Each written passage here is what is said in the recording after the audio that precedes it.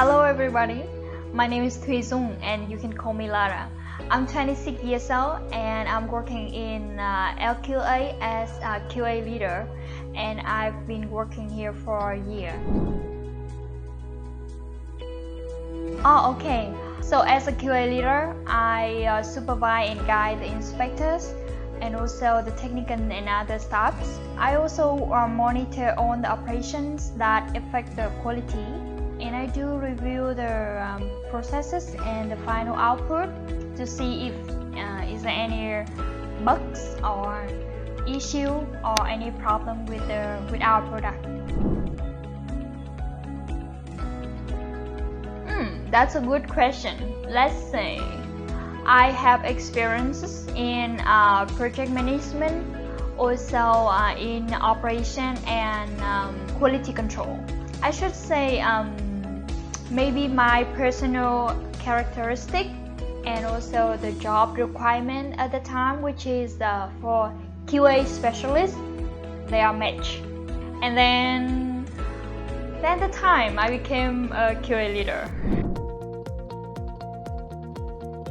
First of all, I should mention about sharp attention to detail, and also you would need strong analytical and problem-solving skills. Of course, you would need the knowledge about what your company are working on, what's the service, and in-depth understanding of the industry standards and also the company policies.